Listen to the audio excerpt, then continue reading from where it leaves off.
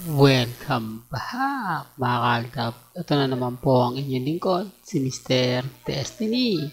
At magbibigay na naman tayo ng pinakamagandang update po ngayon sa social media. Ito yung pinaka-latest mga kaltab na nangyayari ngayon. Kina Alden Richards at kay May Paul Quezon. Sabi ko nga po sa inyo, kung gusto nyo lang naman po ng update, kung gusto nyo lang naman po ng mga kaganapan about kina Alden at kay May, abay dito lang po kayo sa channel ni Mr. Destiny pupunta. Dito po kasi mga kaaldab ay talagang pinag-uusapan at pinagpipiestahan po. Hindi po ba? Taliwas sa mga pahayag at komento po ng iilan. Una sa lahat, babasagin ko sila. Marami kasi nagkomento mga kaaldab, "Nako Mr. Destiny, bakit wala si Mengay sa parangal ni Alden Richards?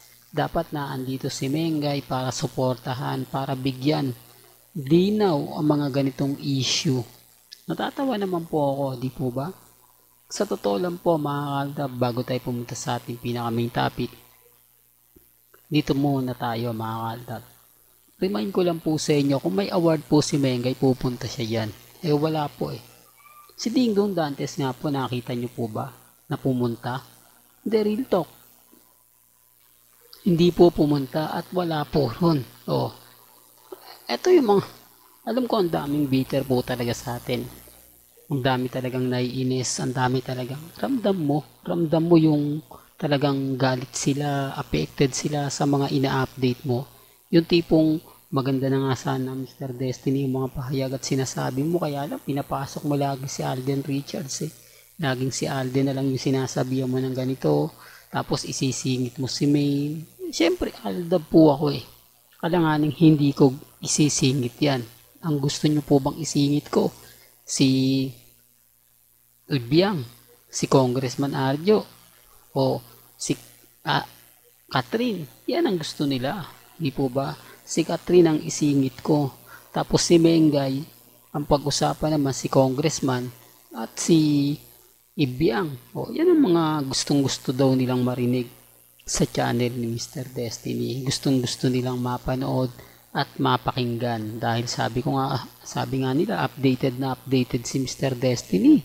Halos wala na atang ginagawa kundi tutukan itong dalawang to. Pero mas maganda siguro o mas pabor sana kung ang ina-update niya ay para lang kila Mengay at kay Alden.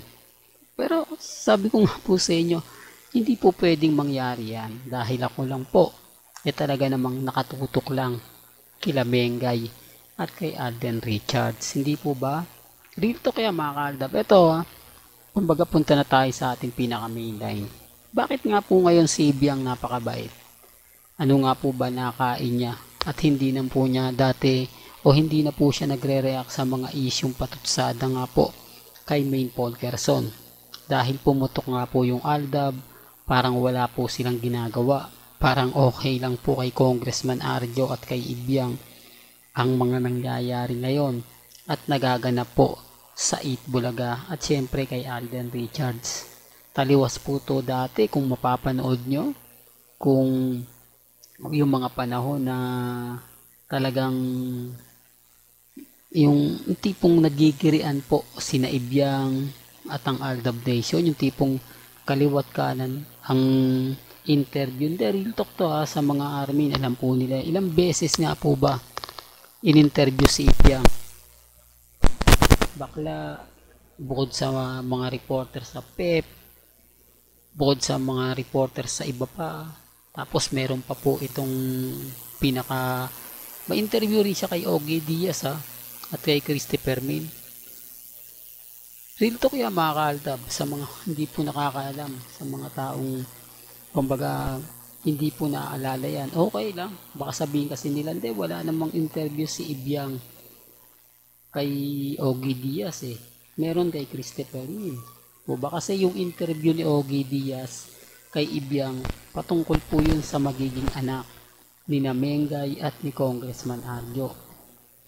Patunay lang po yun kasi mga kaaldab na sabi nga ni Ibiang dun eh. Ulitin ko lang po mga kaaldab na kapag nag-asawa daw po si Congressman at si Mengay, agad-agad dalawang anak. Real talk to, dalawang anak. Ang gagawin nga po raw niya, kukunin niya yung anak nina Mengay at ni Congressman at itatakbo daw po niya. Kumbaga itatago niya habang may mga trabaho yung dalawa. Ano na po nangyari? Oh, kinain po lahat ni Ibiang yung mga sinabi niya. Kinain niya po lahat ng mga pahayag niya.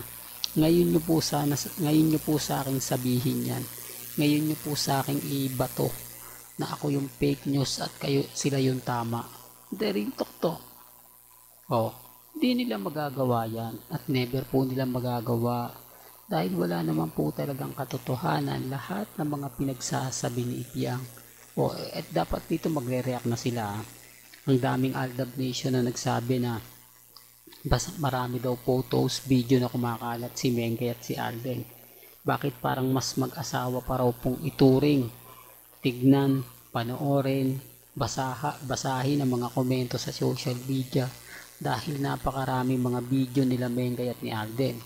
Samantalang itong asawa po mismo, kuno ni Congressman o ni Mengay, wala daw pong ginagawa. Wala man lang daw pong kumbaga pinapakitang kumbaga pagkainis. Di po ba yung tipong pagkakain, yung family bonding moment, yung tipong kami magsisimba sila, kakain sila sa labas, di po ba? Yung pupunta sa isa silang first class hotel, magsisimba sila sa Quezon City, papakita niya sa madlang people. Di po ba yung tipong ganun? Wala eh. Nakitaan niyo po ba? At sa pagiging may anak ko, bakit si Ibiang sobrang tahimik? Hindi man lang siya nag-react na wag niyong ganito ganyan. Nagalit pa nga po siya.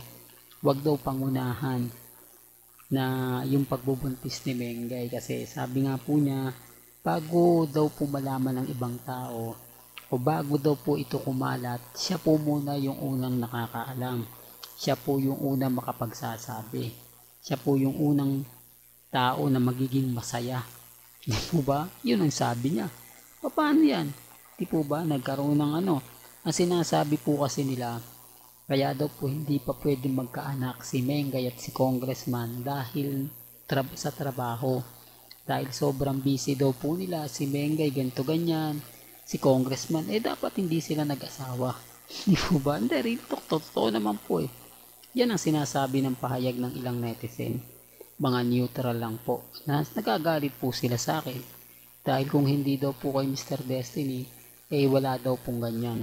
Wala daw pong mga bagay-bagay na ikaiinis at ikagagalit. Di po ba? Pero okay lang yan mga kandap. Sabi ko nga sa inyo, relax lang po kayo. Maging matatag at maging kampante. Hanggang dito na lang po ang ating latest updates. Kaya kung gusto niyo pa po ng pinaka-latest at sariwang update, abay tumutok lang po kayo dito po sa channel ni Mr. Destiny para updated kayo sa mga bago at sa mga latest na i-upload po natin maya-maya lang. Hanggang sa muli, salamat po sa panonood at pakikinig.